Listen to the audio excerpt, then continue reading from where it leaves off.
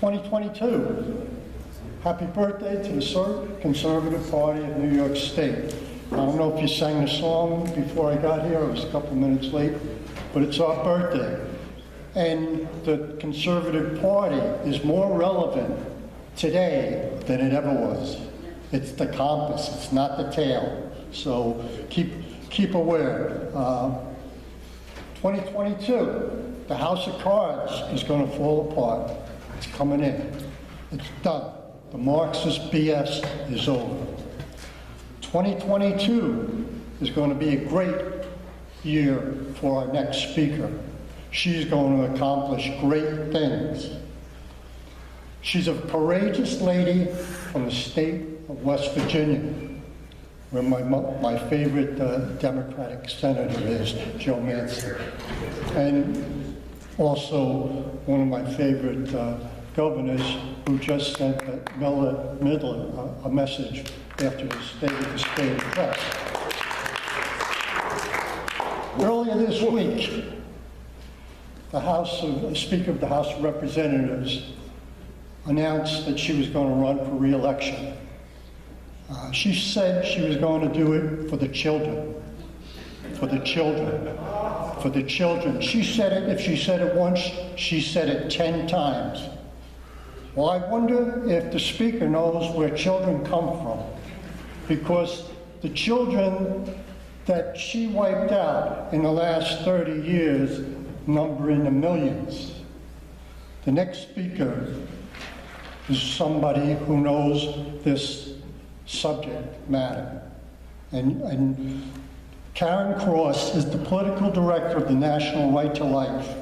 Karen became involved in the pro-life movement in 1984. She's been around for a bit. After suffering her own 2 abortions that changed her life forever. Anybody that's known people who were affiliated with abortions knows that there's suffering.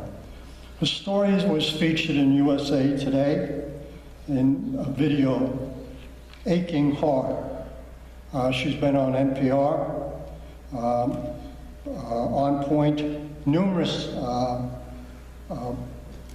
radio and television. She's built the grassroots base in West Virginia, and as the executive director of West Virginians for Life, was instrumental in putting George Bush in the White House in 2000 with his surprise win of that state. We've had a couple of nice surprises last year, and as most of the speakers have alluded to, I think 2022 is going to be a wonderful year. Karen serves on the National Right to Life Board, and as a member at large, serves on the West Virginians for Life Executive Board as their political liaison. She's married to Jerry Stanfield and has 3 children and 1 grandchildren. Would you give a warm welcome to Karen Cross?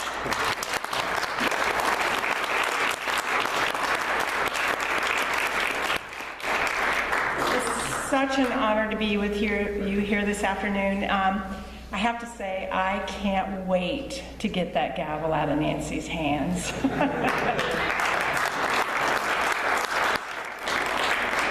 And I have to add, I love having excuses to come to New York.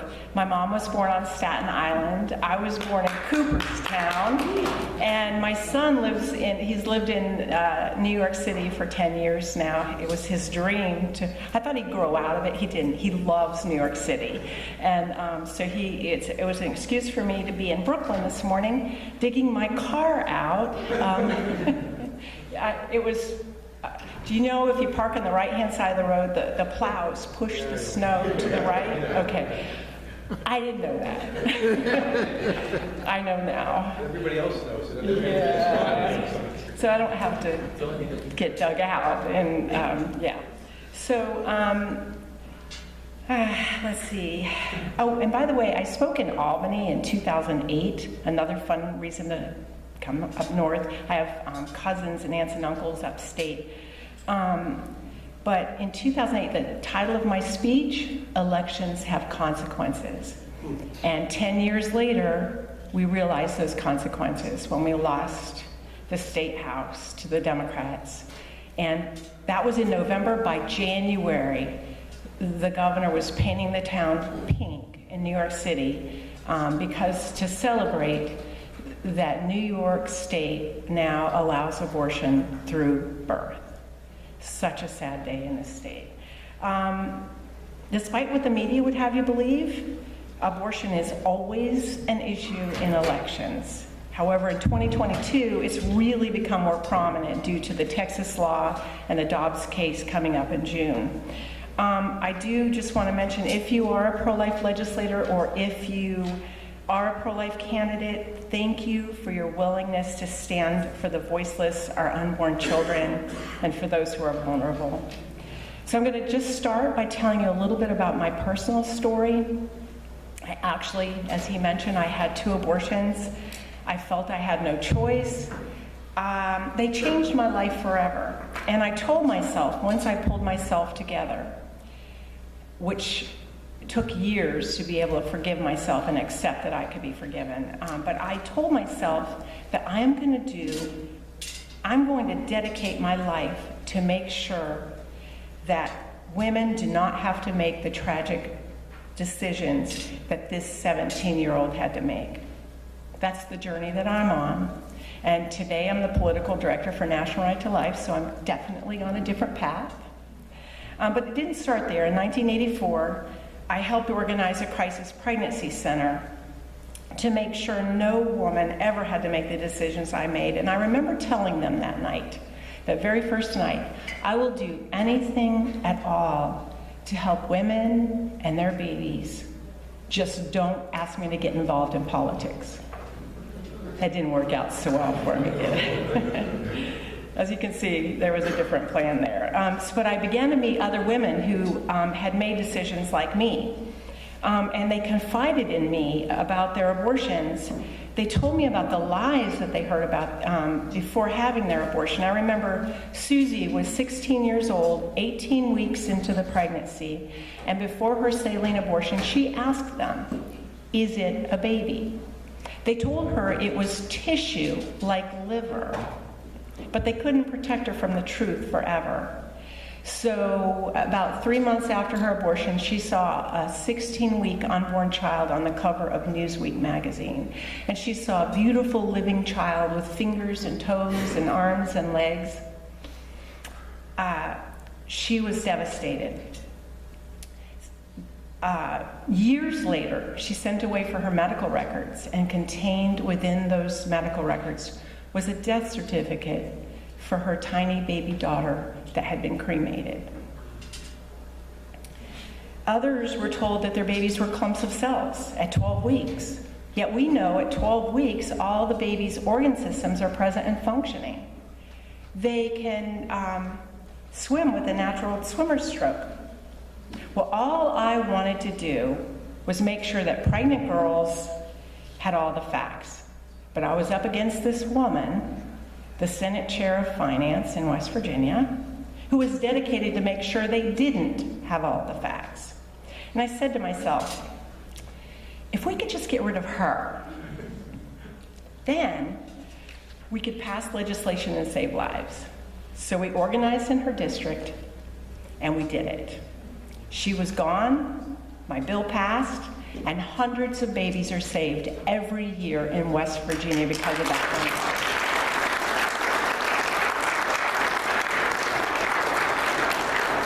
one. That was my beginning, the beginning of my commitment to politics. So here I am, decades later, the National Right to Life political director, working with our state affiliates toward a 3-pronged approach: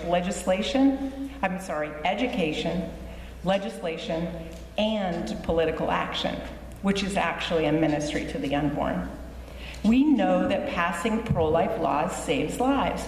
One piece of federal legislation, a simple piece, the Hyde Amendment, that restricts using tax dollars to pay for abortion, has saved more than 2.4 million lives. 2.4 4 million people alive today for that one piece of legislation.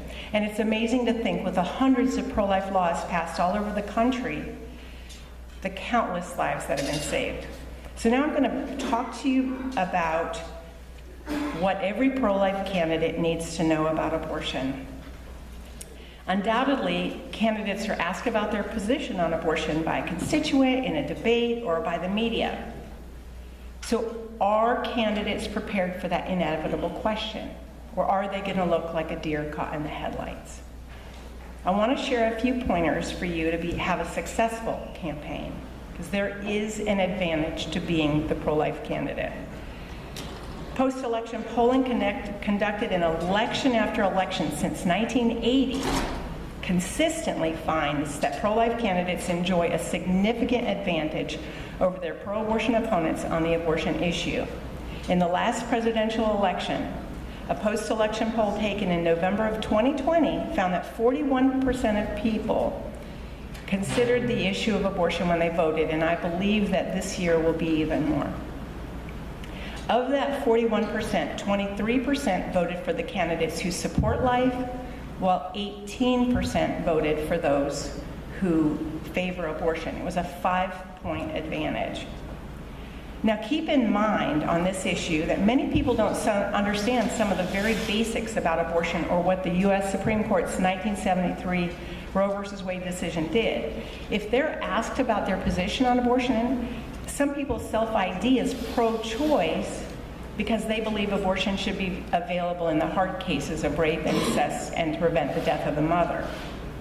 What they don't understand is that Roe v. Wade, along with its companion decision, Doe v. Bolton, essentially allows for abortion on demand throughout pregnancy.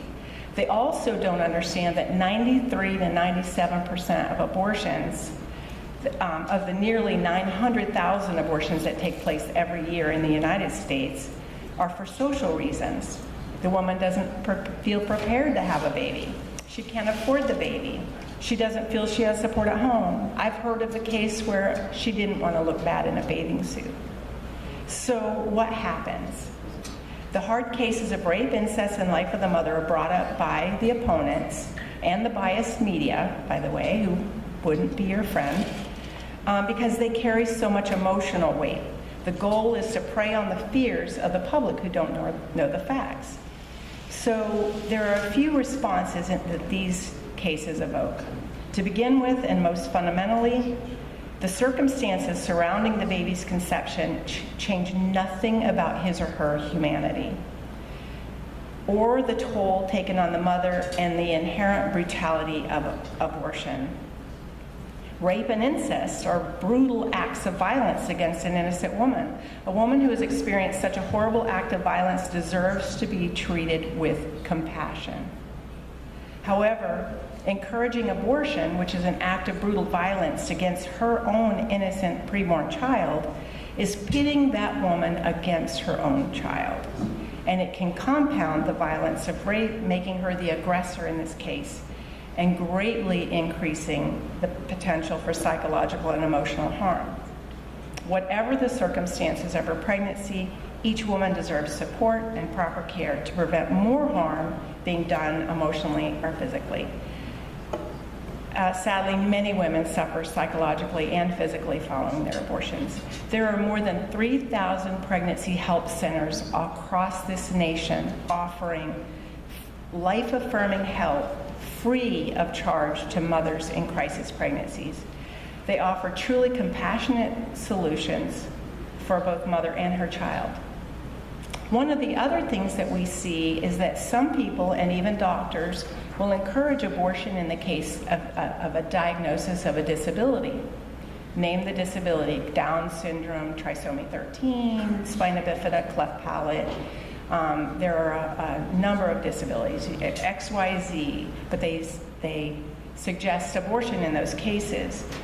And if I were a candidate, I'm a volunteer for Special Olympics, so I know a lot of people with special needs, and Thursday nights are magical nights for me. I can be myself. I wouldn't have to worry about showing up in boots or wearing a cape. They would love that. So I can be a total nerd.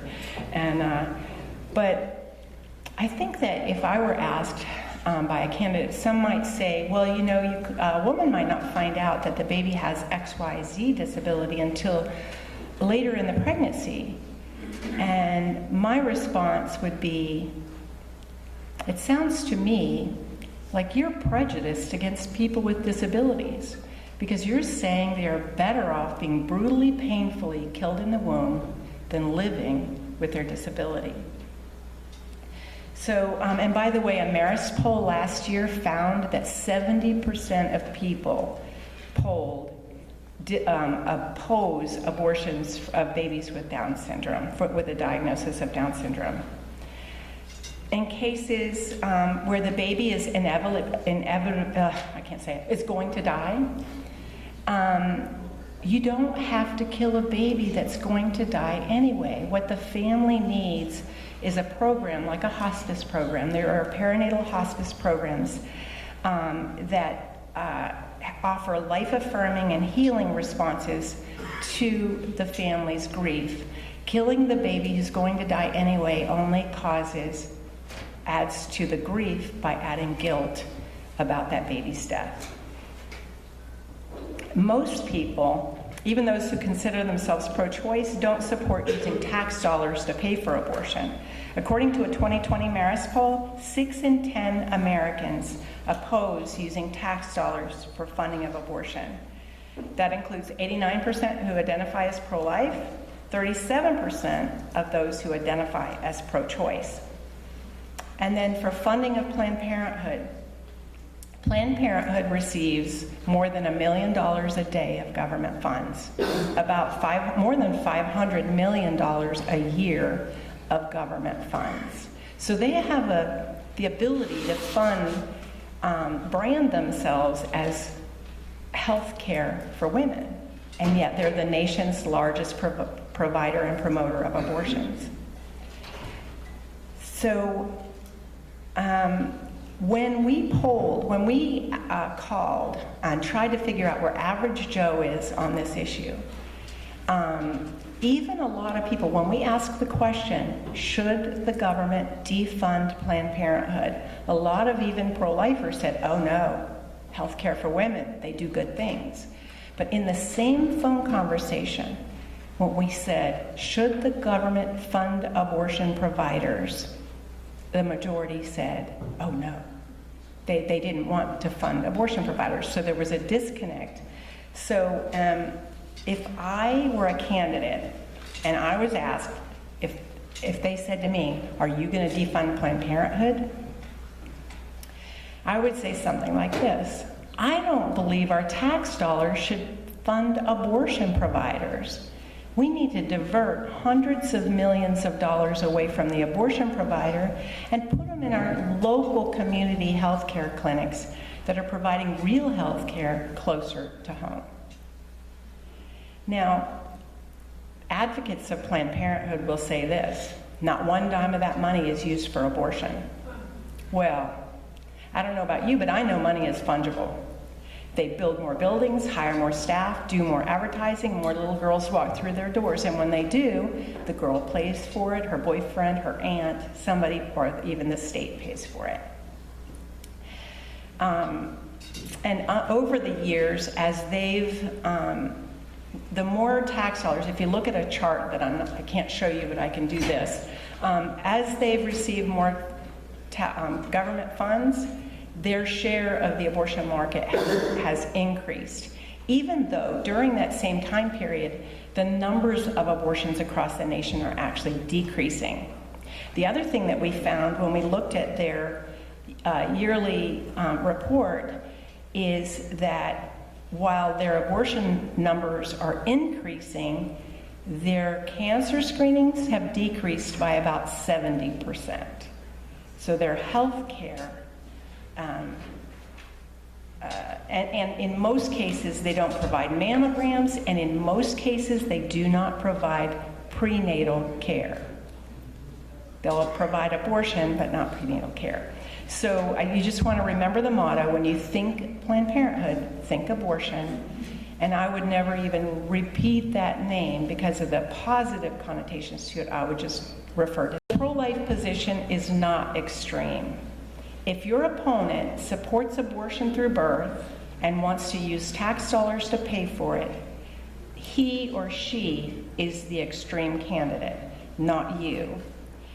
In a January 2021 Marist poll, 51% of Democrats, 30% of independents, and 11% of Republicans support the New York-style abortion on demand through birth position. Yet, on the other hand, 45% of Democrats, 86% of Republicans, and 67% of independents support limits on abortion. So when a candidate is being painted as extreme on this issue, he simply needs to point out the extreme position of his opponent who supports abortion through birth and using tax dollars to pay for them. So be prepared, stay calm, and be proudly pro-life. It's a winning issue. And I do have, we'll have online at nrlc.org, The State of Abortion in the United States. The new book is coming out any day now, if it's not out, probably any day in the next week. I also will have handouts at the back table with some of the documentation of this. Or you can, I have cards with me. You can email me or text me if you have want more information. But I just want to close with I want to tell you a true story about a scared pregnant teenager. She was a Norwegian immigrant in a strange foreign land, Brooklyn, New York. And she chose life for her baby. She placed her daughter for adoption with a couple who couldn't have children. Their baby, Alice, was my grandma. And I am so thankful that Planned Parenthood wasn't there to fix her mother's problem. Because her mother chose life, my grandma lived. My mom, my aunt, my uncle, me, my sister, my brother, my cousins, my children, and my grandson, who is the sweetest, most amazing, smartest little child that ever existed on the face of the earth. In my non-biased, sincere, anybody who has grandchildren know that's why you have children, right? It's for the grandchildren. I mean, having children is awesome. The grandkids. At any rate, but because she chose life, we all live. And in Deuteronomy, there's a scripture that talks about choose life then, that you and your descendants may live. And I remember when I held my grandson for the first time, and he's got blue eyes, and he's just this amazing, I already said, beautiful child. But I held him for the first time, and I realized how true that scripture was. Choose life then, that you and your descendants may live. And I realized I didn't abort 2 children. I aborted generations of children. So one of the most dangerous places to be in the world is in the womb of a woman in America. Tragically, since 1973, there have been more than 63 million abortions in less than 50 years.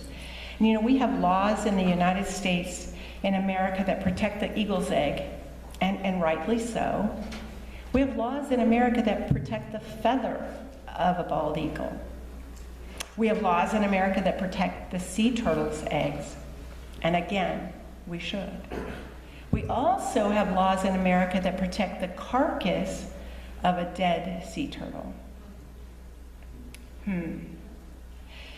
This June, we're going to find out whether the U.S. Supreme Court justices will send the issue of abortion back to the states. The pro-life movement is prepared to protect our own offspring, our unborn children. We're prepared to help women and their babies choose life. Yet right now, Democrats in Congress are trying to eliminate the life-saving Hyde Amendment, and they're trying to pass the Women's Health Protection Act, a law that would allow abortion for any reason through birth and use our tax dollars to pay for them. And the Women's Health Protection Act would overturn and eliminate the hundreds of wonderful pro-life laws that are being passed all over this country. Abortion harms women. It doesn't help them. On that subject, I do want to remind you of this, to be careful of the words you choose to use when talking about abortion, because with 63 million abortions, you know somebody who's had an abortion. You probably know many people who've had abortions, and they need to hear words of compassion, of love, and of forgiveness, because it's not the unforgivable. And remember that being pro-life is not extreme. A year ago, we all know, we suffered a devastating loss with the election of this president, and the Democrats took over the US Senate. Yet we weren't demoralized. We rebounded in November with victories in Virginia and states like New Jersey, almost unexpected, well, like unexpectedly strong showings in New Jersey. The standout political moment was the election of pro-life Governor Glenn Youngkin, who ran against pro-abortion former Governor Terry McAuliffe. It was a done deal. McAuliffe was so pro-abortion, he went so far as to campaign at an abortion clinic. He used the passage of legislation in Texas as a scare tactic, but his efforts fell flat.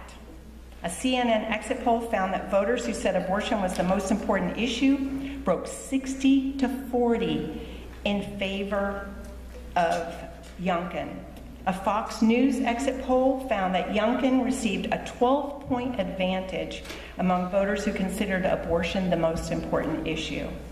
Our message, the pro-life message, is compassionate, and we believe in women. We know that women are so amazing that we can have children and be successful. Thank you.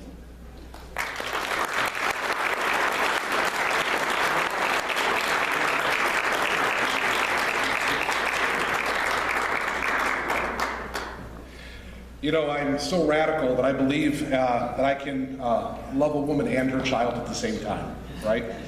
And that we don't have to choose between a woman and her child, and we really can love them both. Let me just step back for just a minute.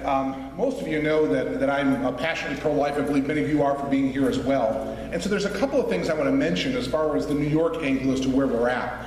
We remember back in 2019 when Governor Andrew Cuomo introduced that Late-Term Abortion Act, right? And I remember when press would begin to call our offices regarding that and ask questions regarding that bill. And he liked to refer to it as the Women's Equality Act because Craven Cuomo would do it for certain purposes, right? And he tried to jockey to hold that. I don't think he cared as passionate about the issue. He cared about himself, and he used that to try to seek a re-election. And so when the press would call, they would call about the Women's Equality Act, the various planks, and it began as that 10-point platform. We would kind of play dumb on the phone, and we would say, what are you talking about? The WEA? I don't really understand. And they said, well, Cuomo's bill. We'd say, oh, the Late-Term Abortion Extremism Act, that one? And then eventually they would say, yeah, that's the one, the Late-Term Abortion Extremism one. And I was never prouder in that fight than when I pulled up one day. I was watching the news out of Westchester, and one of the reporters in Westchester was carrying the headline, Andrew Cuomo's Late-Term Abortion Extremism Act, or Late-Term Abortion Act, didn't use the word extremism, Late-Term Abortion Act. And I just pictured at that time it was Governor Cuomo and seated in the white couch in Sanders' home where he was residing at the time, and just spilling the red wine all over the white couch as he saw that headline, spinning it up and seeing it there. Language really does matter. And it matters here, even here in New York, because I do believe that the majority of the state is with us on these issues. It is not an extreme position to be pro-life. Actually, I think it's where a lot of people are. A couple of things to mention. When you see your member of Congress, we heard earlier today talk about school choice, and I absolutely believe in that. But you also need to be talking about these pro-life issues.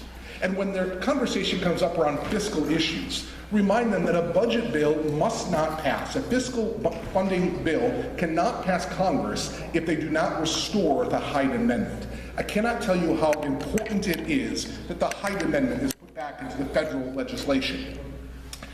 Now, it currently is there, but the upcoming funding bill, they're trying to strip it out of. So let's push back on that. The second thing I would say from the New York perspective is that when that decision comes out of the Supreme Court, and I think there's a very good chance that Roe v. Wade could be struck down in that decision. And when Roe is struck down, or even if it's curtailed or limited in some way, abortion doesn't go away, it goes back to the states, as Karen said in her address.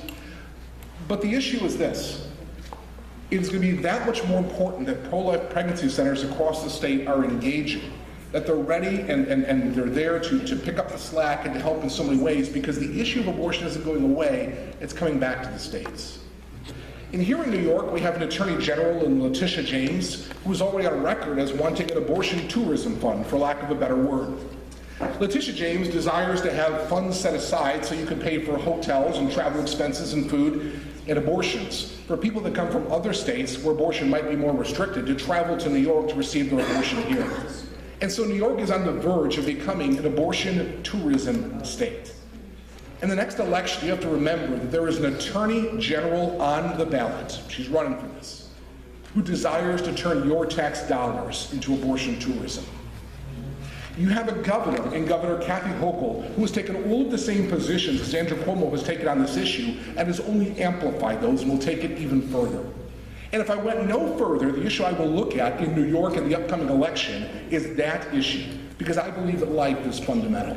I hope that you'll join me as we consider these issues in the upcoming election. Now, with that being said, we have one more. Thank you.